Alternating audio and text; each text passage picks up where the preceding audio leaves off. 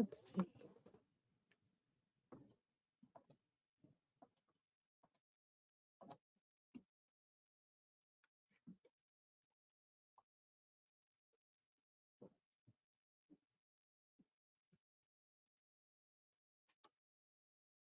All right, it's 2 o'clock. My name's Pat Congdon. I am the sales rep for Nationwide Small Group Benefits.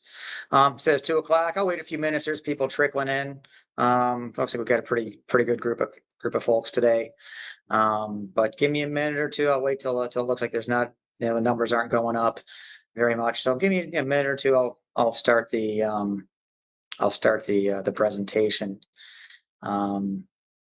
I believe there's a way to ask questions. I may have to have Tracy help with that a little bit. I think there is a way to ask questions, typing them in. I think everybody is muted on the call. But there is a way, I think, to ask questions to her. And I typically answer those at the end. It's just easier to do it one fell swoop at the end of the presentation. Yeah, there is.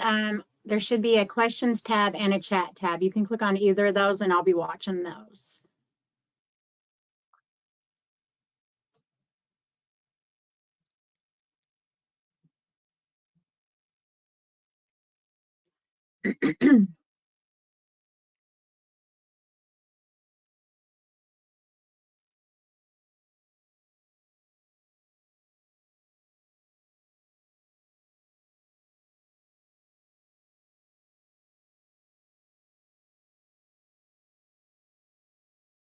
Looks like it's kind of stabilized, Tracy. You wanna get it going?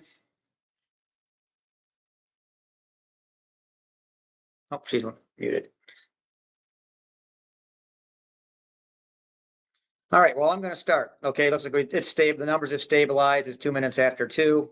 Again, my name is Pat Congdon. I am the nationwide sales rep.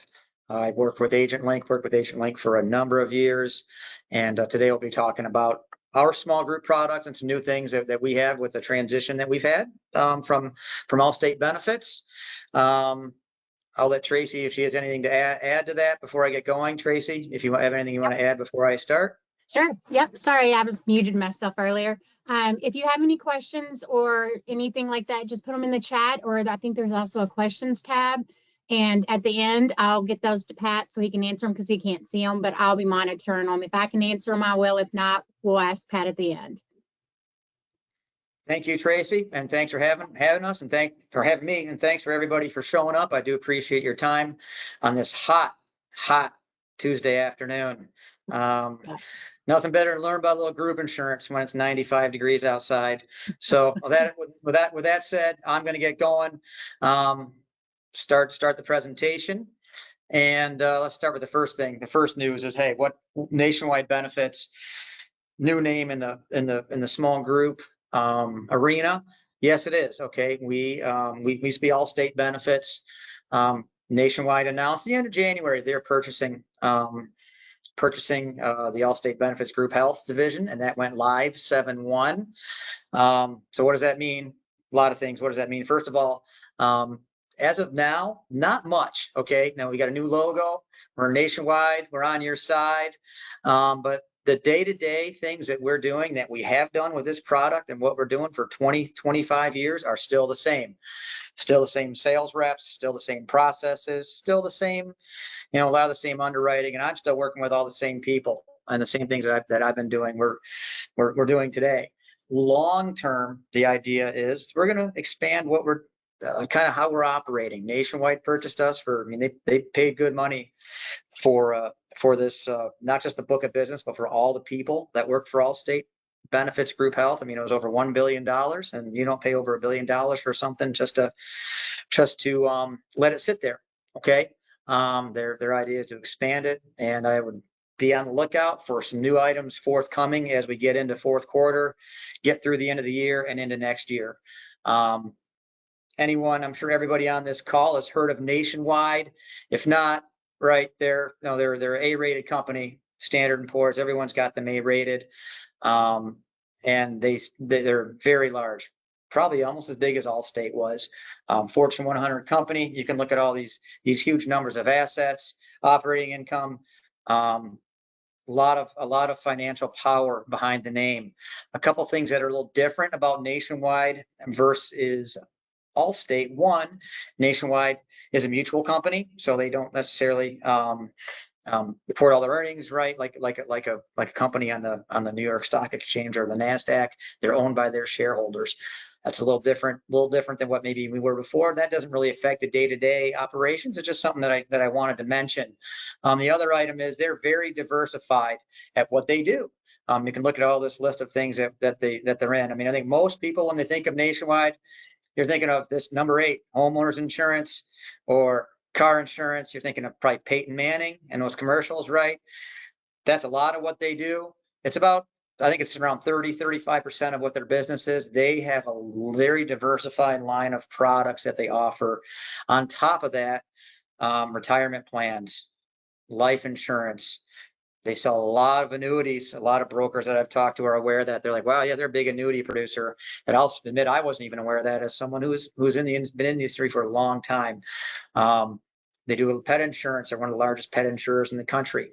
And the beauty of being diversified like that is that, hey, they have a lot of things they have their hands in. And what they want to do is, hey, is they've got this ability to find a line of business, become experts in it, make it a substantial part of their business and a profitable part of their business. And we are looking forward to having their expertise and helping us grow what we're doing. And hopefully we can provide some of what we're doing, what we've been doing that has made us a successful company for going on 15 years now with this product. Working with us, I always like to start with this. Gosh, what does it mean working with a rep? Because as an agent, I know you deal with a lot of reps. You probably got you got a lot of carriers you're dealing with, and everyone has a little different concept or model of what they do. We, working with myself, or anybody that works in my office, first of all, we're hands-on. Okay. We're very hands-on. You're not sending the quote to, quotes at nationwide.com. You're not sending underwriting forms to underwriting at nationwide.com. They're usually going to the rep. The rep sees what you're sending. They're giving guidance throughout the process, talking to you about the quote, talking to you about options, discussing what does the group want? What is their ultimate goal? Hey, we're talking about group health insurance. It's a big expense for most employers. What are they trying to get out of this? And every employer's got a different idea. We've got employers that have no coverage now they're just looking to get started, and they want something to kind of build something and keep their employees happy. To employers that, hey, if they've had coverage for a long time, they're just looking to see if there's a better option in the marketplace, or maybe they're with an ACA plan and they want to kick the tires and see if a level funded product is the best fit for them. That's why we're here. And I'll say it again, we are very hands-on throughout really the entire process. I talk about quotes and pre-screens, even through implementation, underwriting, finishing up the group, implementing it, even a week or two after, when the welcome email is going out, and making sure people have the ID cards, have access to the online systems, all that good stuff that we offer. That's the services that we provide as reps to our brokers for their group clients. And the other one I'll mention is we're a one-stop resource for regional industry knowledge. Every rep in our office, we have 7 reps, 5 of them have more than 10 years experience selling this exact product, and there's a lot of knowledge in what we do. And I don't have a problem, bouncing. If you have an idea on something, you want to bounce it off me, a question on something. There's a lot of things I may know that maybe not even to do with the sale, that they may be able to help you with a case, or help you with a current client and keep them happy. Let's talk about the big deal. The big trend of the year is medical care. As we all know, everyone on this call, you're not only probably an agent, you're also probably a consumer, so you see the prices yourself. Since January 2000, it's gone up. It's one of the fastest things. I mean, there's a lot of talk about college tuition, talk about home care, cost of owning a home, rent. Healthcare is in the same area of increase. It's gone up 121% compared to the inflation in the last 25 years. And with that, a lot of people need solutions, and a lot of people need solutions that, hey, we need something that's a little more cost effective. Why am I paying so much? Do I really need to pay this much? That's some of the things that hopefully we can help you and help provide for you as a broker, to help give guidance to your clients. as they get their 2025 or 10/1/2024 renewals. I will say we're thinking that this fourth quarter is probably going to be a higher than normal renewal pattern.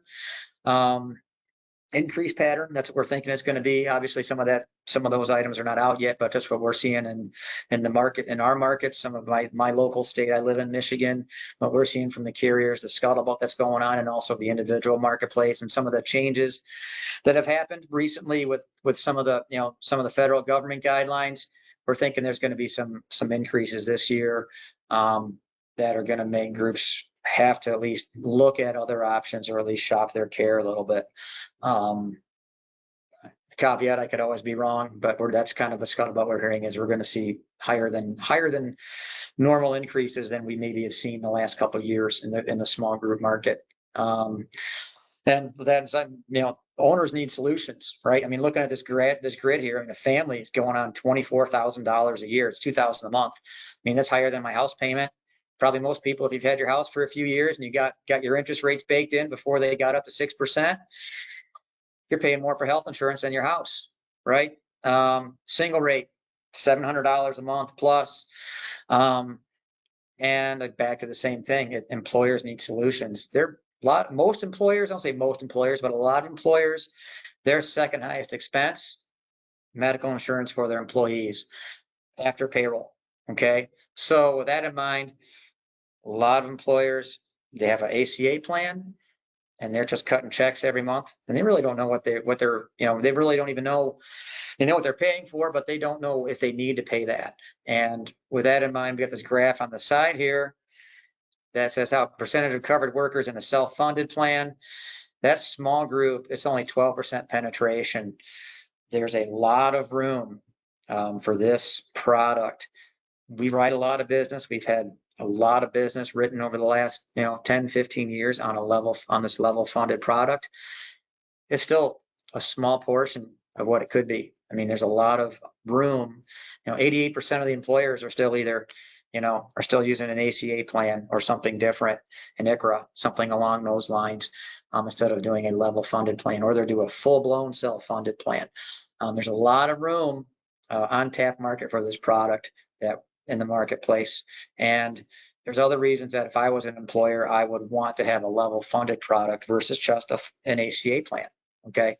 And I'll discuss those on the next slide. High level look, here's where the money's going.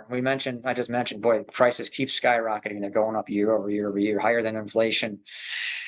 The amount, $2,000 a family. But what is driving that? And we see what it is. It's prescription drugs is the largest chunk, at least line item of what is going to healthcare dollars. And that's including, specialty medications. That's including, injectables, GLP-1s. They all fall into that bucket. That is the largest line item is RX. Okay. Then you got three purple items. Purple items are hospital costs. They're really broken into three different buckets: inpatient stays, outpatient costs, and then ER costs. So an outpatient would be like labs, something along those lines that are done in a hospital setting, or maybe like a chemotherapy that's done in an outpatient in an outpatient hospital. Doctor visits are about a little over 10% of what you're paying every month on average of the healthcare spend is doctor costs. Now you're going to have lab costs in here, like an outpatient lab. That's about 7%. And some smaller items, admin costs, profit, little thing, quality, a lot of items at the bottom, taxes, fees, etc. So if you're looking at this, the cost of care is a huge portion of what the spend is, right? It's golly, I'm trying to do the math. It's 85% or so, maybe more than that, of what is going into the cost of what people spend is really healthcare. It's the actual use of the healthcare. It's not, taxes and fees or huge profits for the employers or for the health insurance companies. It goes into these line items. With that in mind, what's the solution? There needs to be a solution for small employers. I mean, they keep paying more and more, and consistently I hear when I talk to small employers, I'm paying so much. At some point, something's got to give.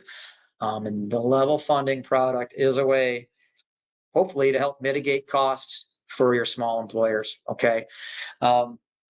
Is a real basic starter slide of what is kind of level funded in comparison to really the 3 different administrative types of programs that there is in the small group market. Self-insured, that's typically a larger group. First of all, that's not one you're going to see in a 6-person group, an 8-person group. You're going to see that it's typically over 50, but I do see self-insured, and I mean full-blown self-insured occasionally in 25, 30, 40-person groups. You will see that occasionally. And what a self-insured product is, that means really the employer is paying a lot of the claims themselves. Okay. They're almost set up to be almost like a TPA, where they're paying claims, and their rates will fluctuate every month based on how claims are running. Someone has a huge claim, they've got some kind of limit on what they're paying, but it's very high, and their premiums will go up and down every month based on what they pay. As I said, that's not something that on the small group side of things you're gonna run into too much, but it's helpful to know what that terminology is. Most of what you're going to run into on a small group is a fully insured product. That's an ACA plan. I'm talking about fully insured. It's an ACA plan. It's the metal plans, right? The gold, the silver, the bronze plans that we see either on the marketplace, outside the marketplace. Then what do people like about them? And what they like is there's consistent monthly premium. I mean, you're paying the same thing every month. The rate's the same every month per person. And if people love that, what's the negative? Negative is there's no really annual refund. There's not a lot of knowledge or transparency. What is my money going to, right? I'm paying $700-800 per person for this plan, but I really don't know where it's going. Is it being used? Do I really need to be on this product? And that's kind of the negative of like an ACA plan. It's great, consistent monthly premium. Negative, you don't really know where it's going. Where's my money going to every month? And do I need to pay it? Level funded kind of combines the best of both worlds. Okay, it does provide a measure of self-funding. However, it is capped at a very small amount, and what goes into that claim fund is paid evenly throughout the course of a policy year. So it's 1/12 of the claim fund every month, or 1/12 of the annual claim fund every month. Gives you a consistent monthly premium, which helps your employer's budget, right? They can budget that, hey, if my rate's $600 or $6,000 a month, it's $6,000 a month. It's not going to go up and down. It's a consistent monthly premium. Beauty is it also gives the ability to possibly get a surplus if you have unused premium dollars. Okay, so if you put money into a claim fund, it's not used, you get some of that back. Okay, and the employer also knows what they're getting back. So we'll talk about level funding. What is really the difference? Okay, the difference is on this graph on the right side. You see the ACA plan, the fully insured. You're just cutting premiums. You're just cutting a check every month for what your premium is. On level funded, it's really broken into 3 buckets, and most proposals should have these 3 buckets on it. Ours do. I think most do. And there's 3 buckets. One is admin expenses. What an admin expense is going to be, it's fees. It's fees that the PPO networks charge. Our third-party administrator charges fees. Our drug vendor charges fees. Agent commission, that's in the admin bucket. Okay, admin expense line. Claims, as I mentioned, the employer is paying claims. Okay, is paying a portion of their claims. That's and that is inside of their monthly premium. So this is like, you look at this as a premium, they're paying this inside their monthly premium every month. Lastly, third bucket is stop loss premium. Stop loss premium is what we charge as the carrier, okay, to pay all claims over what is in the claims fund. So the employer is funding claims to a point. Once they're above that, we're taking over. We're paying all claims uncapped. Okay, it's an unlimited benefit for the remainder of the policy. And the idea is with this, we can show savings. I've got this little savings block, and then also of that savings can also, if it's unused claims, we can also have a refund. There's some real positives to this concept. One is, because of the way the product works, it's a little different. There's more transparency. Hey, employers got money in a claim fund. Guess what? They can see how their claims are running every year. Transparency on how it's running, how the pricing or how utilization is. And because this is really an ERISA plan with an employer funding it, there's some very good auditing of claims and efficiency of claims that saves the employer money. Where we can, and I try to remember the number off the top of my head, but it's a pretty low number. I want to say it's $10,000 or $25,000. We're auditing any claim above that amount, seeing if it's billed correctly, seeing if there's any savings there, and negotiating those behind the scenes that no one would even see it. Your employers don't see it, the employees don't see it, negotiating those behind the scenes. And hey, that saves an extra 7%, which is a good thing. Because they're outside of ACA, plans are customizable. There's a template of about, I think it's like 10,000 or 15,000 plan designs. You can pick and choose benefits and use kind of and kind of pick what you want. Very different than an ACA plan where you've got numbered plans and you only get what you get, and that's what it is. They do align with all the ACA mandates, so preventive care is covered as if it was an ACA type plan. So is women's health care, which is going to be like birth control, breast pumps, and maternity items. They're going to be covered very similar to what you would see on an ACA plan. Other items in here I've really mentioned. There really is no additional risk to the employer versus fully insured option. This slide here is, boy, it's almost exactly the same thing on the last slide. There really isn't much else I'm going to say on this one. The biggest one is that it allows a business to obtain rates proportionate to their medical risk through medical underwriting. Level funded plans are underwritten. There's no way around it. They are an underwritten product. The idea is, hey, but if you're better than average risk, you get a better cost. Allows you to save money and also get some transparency. Still have predictable payments every month.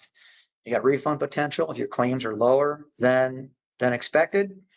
It should be a win-win, right? All 5 of these are a win-win when you're looking at a product, when you're looking at an employer's healthcare spend. And this is a sample of a quote of what they look like. I mentioned the 3 buckets. They're right here: stop loss premium, admin, sales, and general expense, claims account. The claims account on this example is $1739.68. Where does that come from? We're not just throwing it up out of the pie in the sky. It's the aggregate attachment point. Okay, it's on this example is 20,876.16 divided by 12 is 1739.68. So when you're looking at the employer and what in claims and what responsibility is, there's 2 items, okay, of note. One is specific attachment points. One is the aggregate. The specific is the amount that would come out of that claims fund for one person's claims. We have a group, 10 people, someone has a heart attack, it's $50,000. How much is coming out of that claims fund for that claim? $20,000. That's what's coming out of the claims fund for that person's claim. Now the claim fund has $876 left in it. Okay. Now someone else has another claim, they break their leg, it's $10,000. How much comes out of the claims fund for that person's claims? The answer is $876. The cap is the aggregate. The specific is really there to protect the claims fund so one person doesn't use the whole bucket. Okay. But the flip side of having a higher specific attachment point lowers the premium. There's a yin and yang to this. The lower the specific attachment point, the higher the premiums are. Most times we're setting that specific as high as we can because it lowers the rates. And most employers at the end of the day, what do they really want? They want a lower premium. I'd rather pay 5% less today than have a lower spec and hope that I'm getting a refund right in 18, 19, 20 months. It can work out, but you're kind of at the end of the day, you're probably, most people take the bird in the hand versus the hope of getting something down the road. So the aggregate is what they're responsible for. They're paying 1/12 of that every month inside of their monthly premium. Premiums here, these 3 buckets make it up. 4-tier composite rate on the quote. Every plan we sell on this is 4-tier composite rates. So you got a employee spouse, employee child, family rate. What does that do? Gives, again, consistency and stability to the employer. They know, hey, if I hire somebody and they're single, I'm going to pay $426.79. That's what their premium is going to be. It's not going to be $1,000 if they're 64 and $200 if they're 22. It's going to be $426. It allows a certain amount of stability for the employer, knowing what they will be paying every month for each person, and if they add or take people off, what their bill will reflect to. Okay. Kind of some of the sweet spots on what we sell. Okay. A long list here. I'm not going to go through this line by line. Take a note of it. And just so you know, this PowerPoint will be saved as a PDF and it'll go out to Tracy probably some point this afternoon, and Agent Link will send it out, so we don't have to go through all these items. But this is kind of the things we do well with it. And kind of, I mentioned some items here that we tend to have success with, or differences than what you would see from like an ACA plan or other carriers. We can do 1099 groups. We can still do carve outs, management carve outs, union carve outs, things of that nature. We can still do that. Because it's not ACA, we have a little more flexible participation. We can go to some pretty low amounts. I mean, down to 25% of full-time eligible employees to have a group be eligible for coverage. Hours worked per week, again, we can go from anywhere between 20 and 40. It's up to the employer to decide what they want to do. So it's not mandated at 30 like many ACA plans. It's anywhere between 20 and 40, which allows employer to either get some people on the plan that maybe don't work 30 hours per week, or if they have some people that, man, they work 32, but we really don't consider them to be full-time, that allows them to not put them on if they don't want to. We can do startup businesses. We can do multi-state discounts. I've already mentioned the customizable plan design options. Where we're going to have success, though, usually on a plan design, we're going to see a $1,500 to $3,500 deductible is typically where our sweet spot is. Typically with some co-insurance, 80% plan, co-pays at the office visit, co-pays at the pharmacy. Usually an out of pocket somewhere between $5,000 and $9,100. That's where we're going to have our best look. Okay. Or an HSA. We saw a lot of HSAs. Typically our success on HSAs is when they get above that point where they're embedded, 3,300 and 3,500. Our lowest above the 3,300 is 3,500 deductible. Typically, that's where our success is going to be. 3,500 or higher deductibles on an HSA is where we're going to find success. This is notable. We do have runout and terminal liability protection on this product. We do have protection for the employer for up to 60 months. Okay, on a claim that takes a long time to pay, either due to the provider slow boating it or some kind of weird subrogation case, and that something drags on. We give them up to 60-month protection with a terminal liability that's included on every quote. It's baked into what we do, and it's protection that you want your employers to have. It's peace of mind for them that if something's out there, they're not gonna find a gotcha claim somewhere 2-3 years down the road. Networks we sell. Where we're mostly going to sell is, and there's a couple things I'll mention. Our two main networks on a national basis are Aetna Signature Administrators and Cigna OAP. Those are our two main networks. On a national network basis, they're probably about 95% of what we do on national networks. We have these other options available. Really, it's these two. We do sell, but that said, we sell a lot of business on regional networks. Okay. Cigna Local Plus is a national Cigna network where they've taken certain areas where it's strong, mostly urban areas, and they have pinpointed certain subsets of providers that give a much lower rate, typically 15 to 20% lower. For people on this call, the main markets you probably see would be something like Chicago or Nashville. Those are two markets, and there's a lot of the markets in Texas. Atlanta's one, etc. There is none in Kentucky or Indiana or Ohio that are Cigna Local Plus networks, but there's a lot of cities kind of around there that are Cigna Local Plus markets. And if you have a group with Cigna Local Plus and there's people outside of Cigna Local Plus, they get the Cigna OAP, which is their national lease network, the 1 million providers. The other regional network we use is one called the Lens that is very strong in Indiana. It's an Indiana specific network. It combines Suburban Health Organization and Encore combined. So it's extremely strong. It's going to have the vast majority of providers throughout this Indiana central part of the state. It's going to be as strong as any national network. It's got, you know, Community, Franciscan, St. Vincent's, Ascension, IU, Ortho Indy, all the regionals on the outskirts, you know, Hendricks, Johnson, Margaret Mary. It's got everybody very strong throughout Indiana and gives a significant pricing discount in Indiana compared to a national PPO. We can pair some things here, you know, Cigna OAP and Cigna Local Plus. We mentioned that. I mentioned that already, and we can also do a Cigna with a reference-based pricing product. Employee choice numbers are on the side here. This is kind of what our guidelines are. With the caveat, rates can be impacted, you know, by how far apart the plans are on an employee choice. You know, if you have a $500 deductible and you want to put it with a $6,500 HSA, there's going to be some rate impact on that group because those plans are very far apart in what the value is.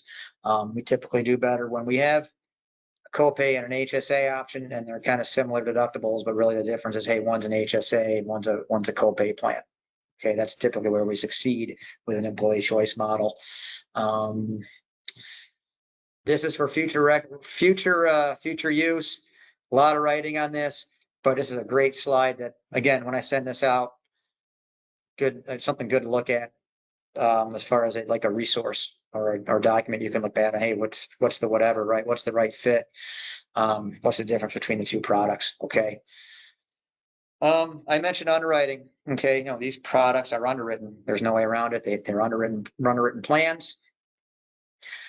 First, let's talk about kind of what risk is. You know, what are we looking for, right? And let's define kind of what we're looking at. First thing is group size matters. It does matter. You know, if you've got a 3-person group versus a 15-person group, the risk tolerance for some of these things I've got here on this slide are much different, right? You got 2 or 3 people.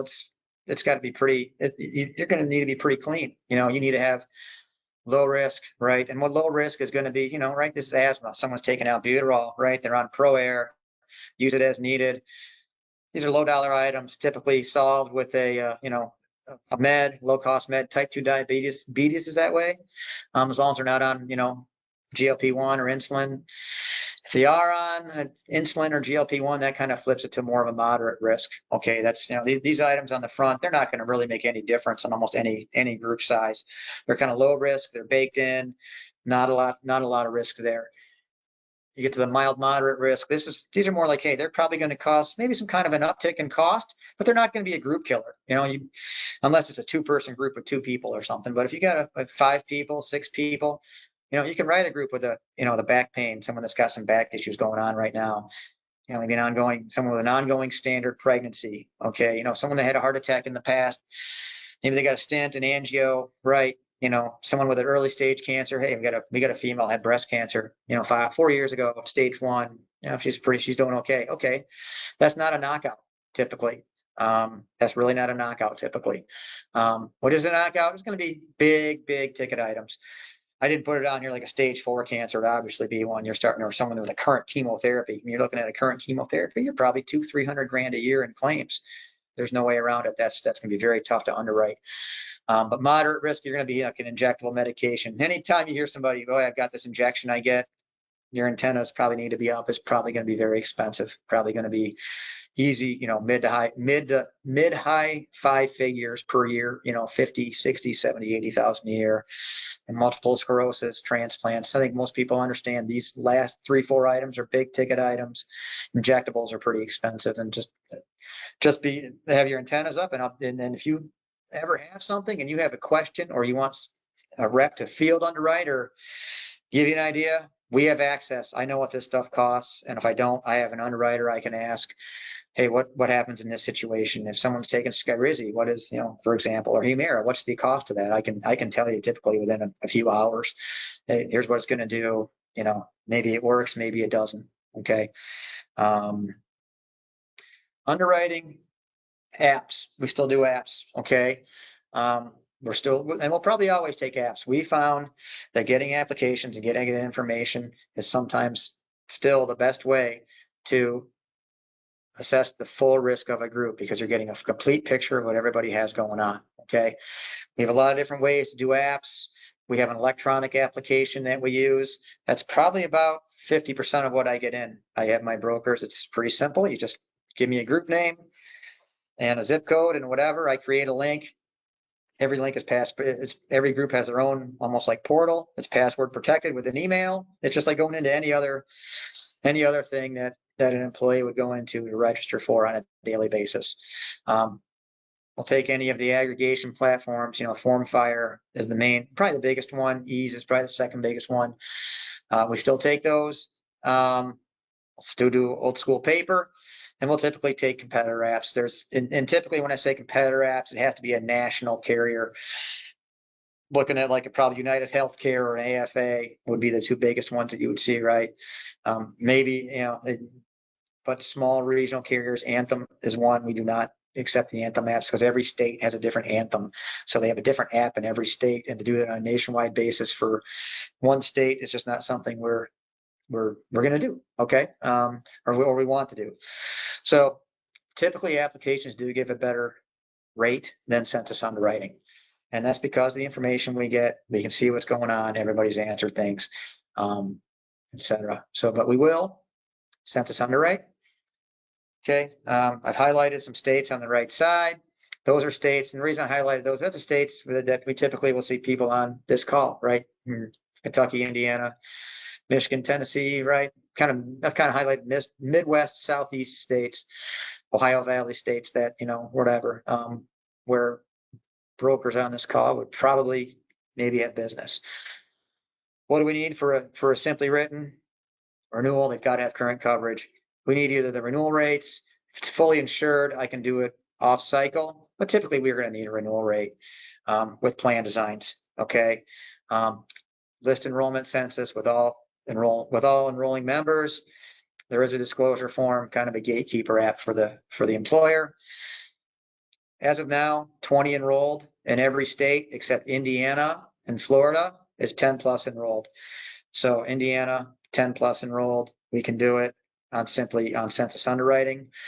Another thing I'll mention on Indiana is with the MEWA switching from Anthem to SIHO, we will accept a current bill and SBC in lieu of the renewal. If you don't have the SIHO offer, we can do it off of a current bill and SBC if it's a current chamber group. Okay.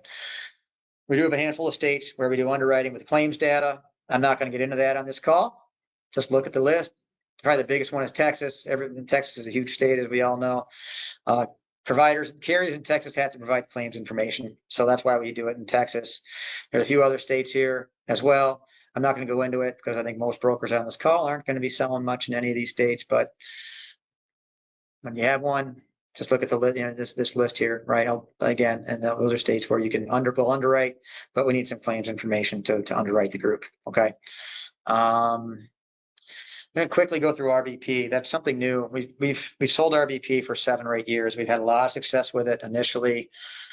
Had a little lull a couple of years ago, but it's all of a sudden picked back up this year, 25% increase this year over 2024.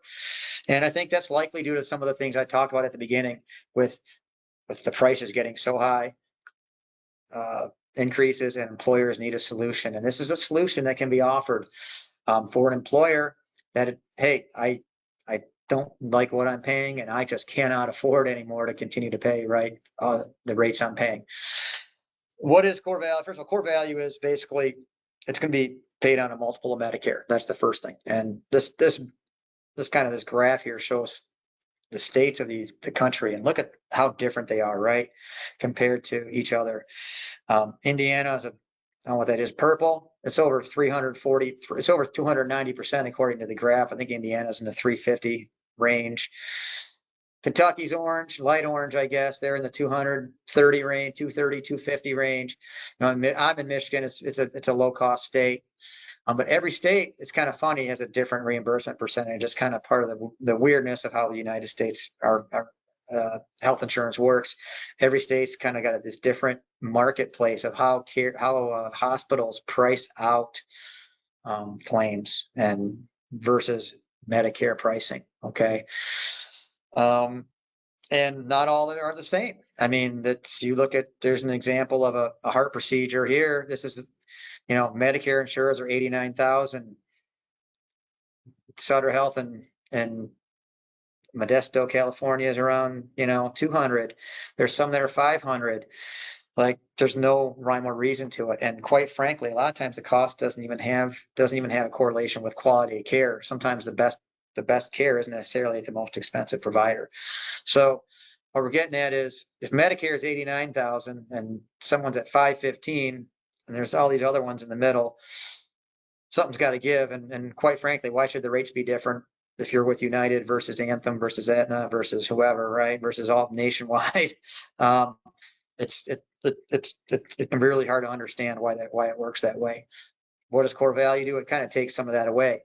There's no PPO network. You can go anywhere you want to go, with the exception of RX and transplants. RX and transplants are still have a network, still using the same PBM that we use, and transplants are still through our transplant network. But it's based on a multiple of Medicare. That's what we're going to pay claims on.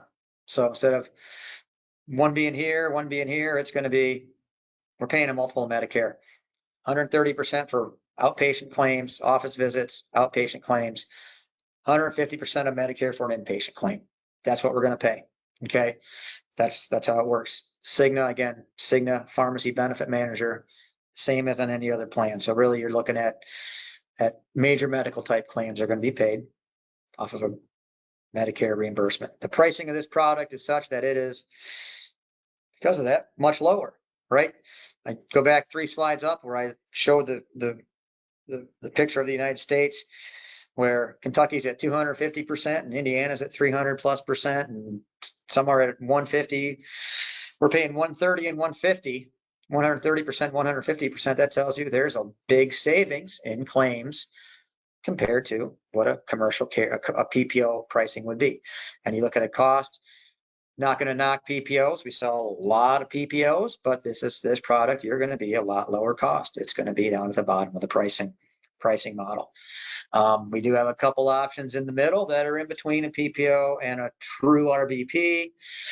Core Value Access gives a network for day-to-day claims using only our reference-based pricing for an inpatient type setting, hospital stays. Core Value Flex gives the ability for the employer to get out a few months, 6 months in if they want to. They can get out and move to a PPO halfway through the year with no price change. And we found that this product was interesting when we came out with it. We've had it for 6-7 years because when we did it, we had no idea how many groups are going to flip mid-year to PPO, and the answer was hardly any ever do. Most, when they get on the core value product, they stay on it. They stay on it throughout the entire policy year. But if you use the core value flex product, you flip to a PPO mid-year, but then on renewal, you got to make a decision, right? Do I want to go to a PPO? Do I want to look at something else? But you still have, again, your 12-month rate guarantee staying at the same price, even if you decide to move to a PPO halfway through the year. Really, what's the catch on this? Okay, this sounds great. What's the catch? The catch is that is really the second, right? Is that there's potential for a balance bill or turning away a member. Okay, that's the catch, is that you're going to have instances where a member must contact our concierge service, which is called the MAP team, because a provider is pushing back. They don't understand what we're doing, or they want to have a price, a single case agreement and negotiate up front, or they balance bill. Okay, we see these on about 4% of cases nationwide, or 4% of claims nationwide. We'll see a balance bill. Balance bills, we see them. I don't mind when I see them. I always tell people I love when I write this product and someone calls me when they get a balance bill all concerned. What do? I'm like, you got to call the MAP team. And I actually like it because it's like proof of concept. Like, hey, we say we're going to do it. We say we're going to pay the MAP. We're going to negotiate the balance bills and pay them. Let us do the job. And that's what we do. Average turnaround time on balance bills is about 2 weeks. And typically it's a quick negotiation, and the negotiation is usually pretty fast. It's a, hey, you want Mr. Hospital, you want X, we want to pay Y. How about we split the middle somewhere? If you sign the contract agreement or you sign the agreement, we'll pay you typically within a week. And that usually works because the hospitals typically they want the money. They want to get paid fast and quickly. We're not negotiating when we negotiate a balance bill. We're not negotiating every little item on a bill. It's typically looking at a big amount, a large amount, and trying to get a middle ground. Okay. I mentioned the member advocacy team. This is what it is. Okay. I'm not going to go through every line of this. This is from a brochure, but this is kind of what it is. And this is what they do. You know, they'll answer questions about billing. They'll help with an EOB. The advocacy team is the number on the back of the card. The number on the back of any core value plan, the number on the back of the card is this 888 number. That's who answers the phone. Again, they're housed at Allied Benefit, which is our TPA. And they do a great job for us. We've used them for this product the whole time we've had it. They have a lot of internal knowledge of how reference-based pricing works, and we've used that and kind of use that to help us have this product and have a good experience for our employers and employees that use this product. Fully insured. This is going to be a quick few minutes because there's only one state for probably most of you on here. It's Indiana, but we do have a fully insured product that we have now. And it's going to expand probably through 2026. I know there's a few states coming. I can't say what they are. It's expanded. Texas was the first state, I think, in 2023. We've added, or 2022, we added Indiana and Florida in 2024. Wisconsin's on there in 2025. We're slowly filling in the map on this product. And it's an ACA plan, so there's not much to say. It's an ACA plan, just like any ACA plan you're used to looking at, where it's, you know, it's going to be the rates are the rates. You're going to have plans that are kind of pre-populated.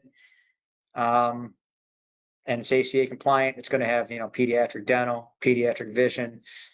It is going to have composite rates, which is different than most other carriers. It is going to be composite rated.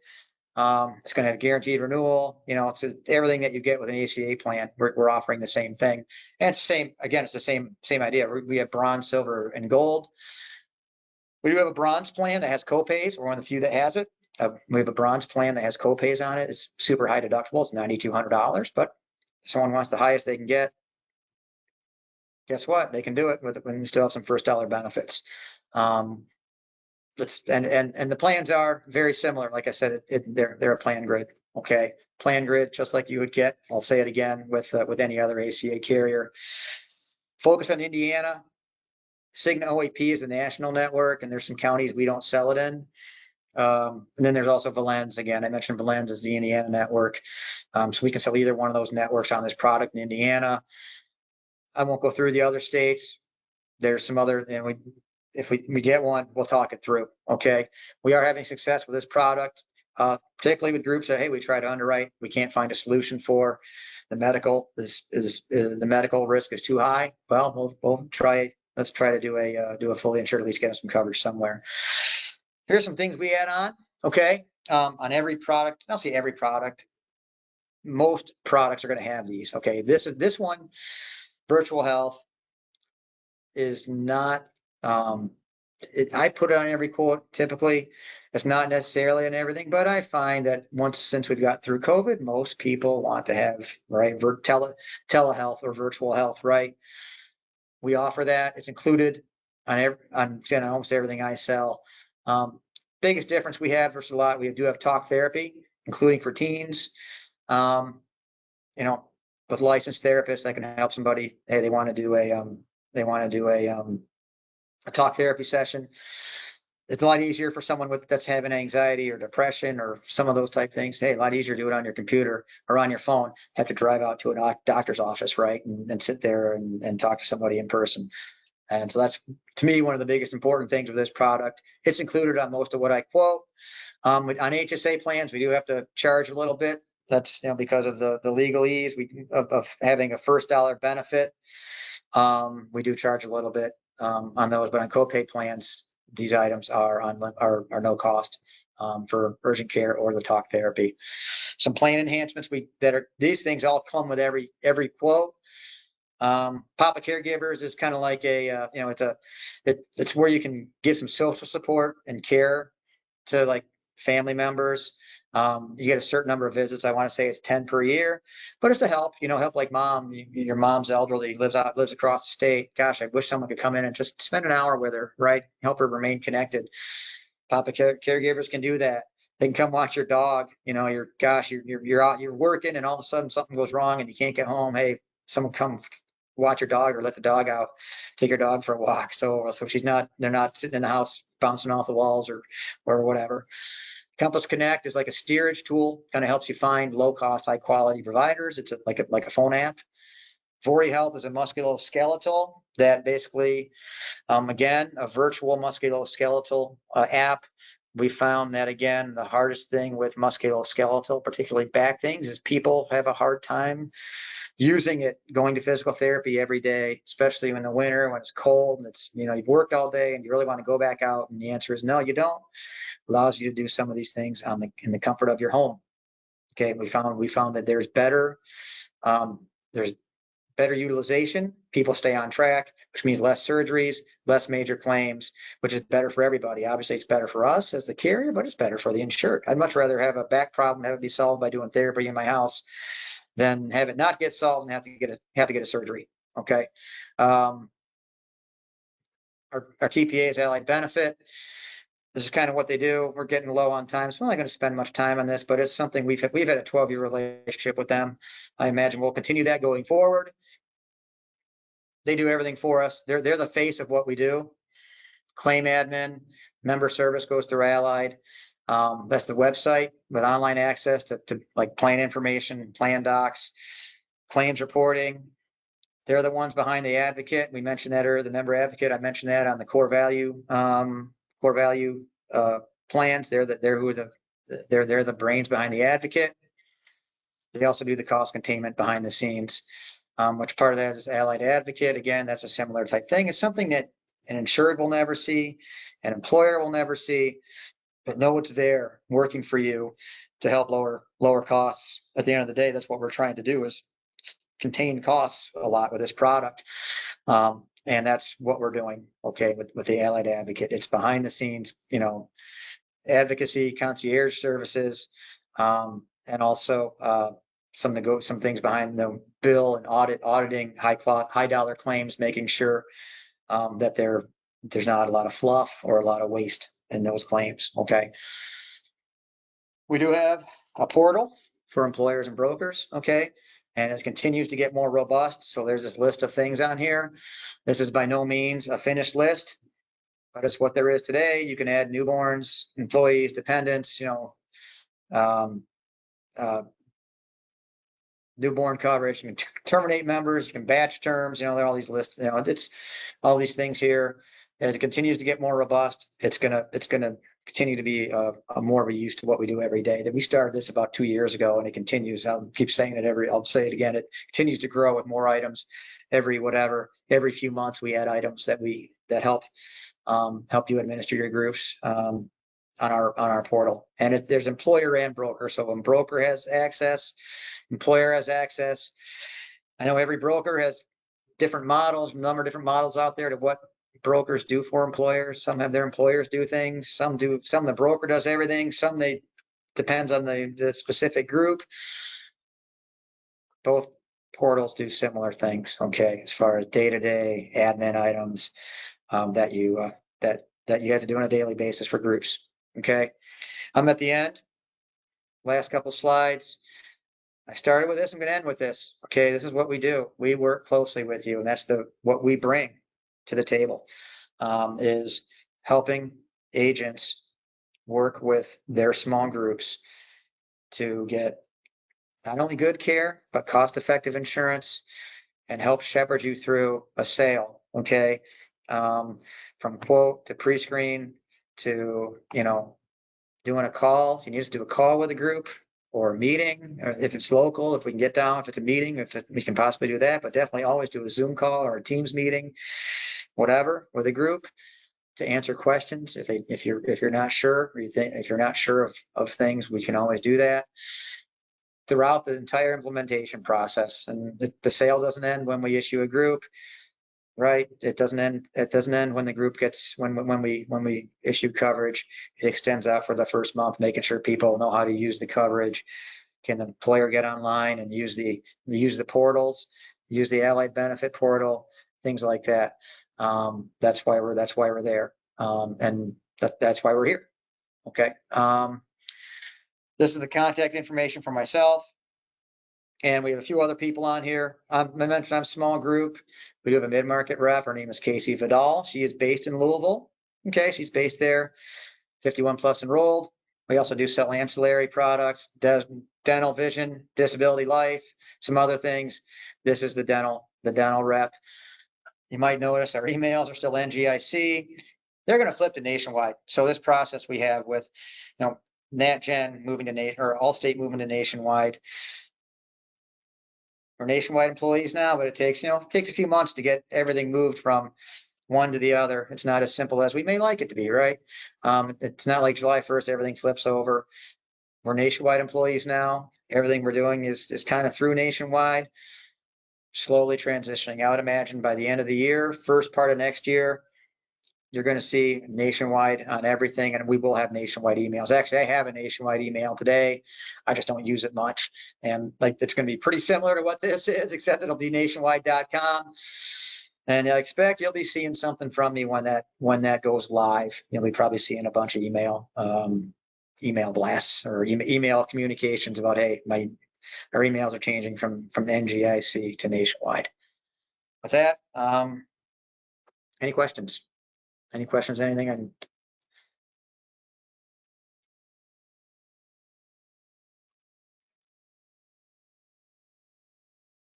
I'm checking now, Pat. I don't see any questions yet. So if anybody has any questions, just throw them in that chat and I can get them to Pat.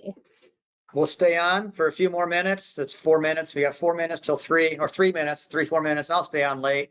If you have one, gladly ask it. If you want to do something again offline, you want to call me, you want to email me, my contact information was on the slide. So that's more than fine as well. I don't have a problem with that. If there's something you want to get more in depth on, that's okay.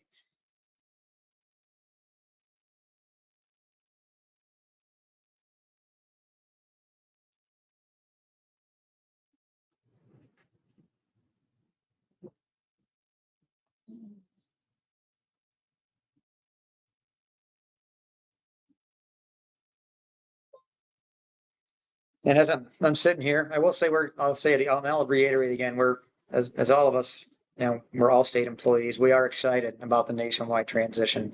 We think it's a good fit for what we do. We've always been a very entrepreneurial type organization, and it seems like their nationwide is a good fit for what we want to do. And I'll say it again, we're all excited to be with them. This should be a very good partnership. As we get more acclimated and we both learn about what each other can do. All right, Pat, I have a couple. One of them says, did I miss the Kentucky underwriting market guidelines? You might have, you might not have, but okay. So the Kentucky underwriting guidelines are 2 to 19 enrolled. We need applications. Okay, that was on the application slide, which can either be an electronic application from our link or a paper, or if you use a Form Fire or an Ease or one of those aggregator sites. Okay, we can do it that way. 20 or more enrolled in Kentucky. We can do census underwriting as long as the group has prior coverage. Okay, as long as they have prior coverage, you get me a copy of the renewal plan designs with a census, right? Census of enrolling members. We can census underwrite at 20 or more in Kentucky. At some point, I believe that'll change to a lower number. Not today. I can't promise it today, but I wouldn't be shocked if that drops at some point in the coming months. Okay, to something a little lower. But today, 20 or more enrolled census. Anything under 20 apps. And the next one we have is, are ABA services covered with this plan, autism related benefits? fully insured, they are. Okay, fully insured, they are. On level funded, they are not right now. That's one that is a tough pickle. Okay, I'll say it because it's the issue is we covered them, they would probably almost knock it out of underwriting. Unfortunately, they're very, very expensive. Very, very expensive. I mean, it's 80, 100 grand, 120 grand a year. So on the level funded, they are not covered. They are not a covered expense. Okay. And if they were, if someone had them, it probably would be in that high risk where it would be like almost a knockout. Not an underwriting knockout if there was someone utilizing them. Okay. Do I need to get appointed with Nationwide like I do with Medicare? If so, how and what is the process? I would put that on if you're already appointed through Allstate, I believe they're all going to just transfer over. If you're not appointed right now, yes. So some of those items, we'll put that in the things that will be coming probably end of the year, early next year is, when we move everything over. My understanding is agents that are already appointed are not going to have to like reappoint. I think it's just going to be a transition, right? A move over. If you're not already appointed, of course you got to get appointed, right? And that's something that you can go through me. And it's just a link that we would send out. We would send out a link to you. You fill it out, send it in. It's usually done like within a day. Groups written in Maryland with employees all over the country would be good network wise. 45 enrolled, will they need to fill out screeners? Okay, you're asking me something I'm not 100% sure of. But that's why I have this with me. So let me answer the question here. Maryland, I believe it's a 2.0 state. So first of all, since it's in Maryland, you could underwrite off of census underwriting. And I neglected one thing here, which I shouldn't have done, but I did. If you census underwrite, you can then get apps if you want to. So this is a note in the middle. If an offer was provided or even a decline if you want to, hey, I don't agree with the decline, I want to go through the app process, you can do so. And we've had success doing that. I wrote a handful of groups last year doing that, where we had a high offer on a census underwriting, got apps, and then we're able to write the group. So the answer in Maryland, say you can census underwrite it at 20 or more enrolled. The networks would be Aetna or Cigna. They are both national networks, very strong networks.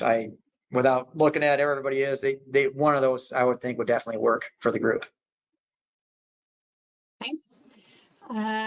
You mentioned 25% participation, but I think I saw the graphics say 50%. Can you confirm?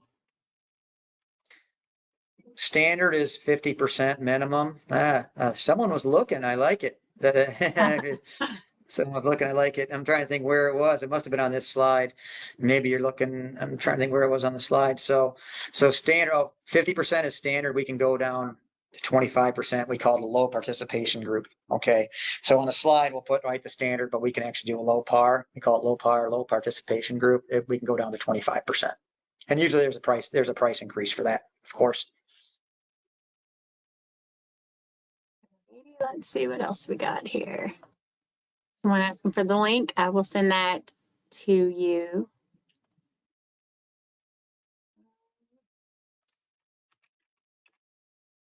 Let's see, is there anything else? The way this is lined up, it's kind of hard to read some of these questions. So if I miss you, let me know. Yep, and if something's out there, yeah, I'll say if something's out there and you miss it, and again, go back to the same thing. Email me later. I'm not going anywhere. So, husband and wife business in Kentucky, are they eligible? they could be if they had a third employee. So we can write a husband-wife group if there's a third employee. The third employee does not have to enroll. It could be part-time. It could even be a 1099. It could maybe be a 1099. That would maybe get a little hairy. You'd have to prove it, right? You have to prove that they work there. But upshot is we can do a husband-wife group in Kentucky, but we need a third employee. And the third employee can even be part-time, as long as we can see a tax and wage or payroll that shows that employee is employed there. I have someone asking for some more details. So I just replied with reach out to Pat or myself and we'll be happy to go Yep. into more detail with you. Is the refund for low claims 50-50 split, or what percentage does the employer receive after the run out? 50-50 split. Typical run out is 6 months. 6 month run out, then we adjudicate the claim fund, and it's 50-50 split. On a reference based pricing, the run out is 9 months instead of 6 months, but same deal. And the other thing on the refund is they can get that whether they renew or not. Okay, so you're getting a refund. You want to leave for some reason or something. There's a change in your whatever. That's fine. But you're not foregoing the refund if you don't renew. Do you provide coverage in Ohio? We do. We sell in Ohio, one of our biggest states. No census underwriting in Ohio. Everything in Ohio is app-based. Okay. I think most of the networks, I think we sell a fair amount of RBP. I think we're using Aetna and Cigna depending on the market is what I usually see. My understanding is there's no narrow networks there, though I'll say I may not know every market and like the back of my hand, but my memory is there's no narrow. It's either Aetna, Cigna, or reference-based pricing. Is there a minimum balance that the advocate team will negotiate? Yeah, I think it's $250 is the minimum they'll work on. So any balance bill, I think has to be at least $250 to be worked on. All right.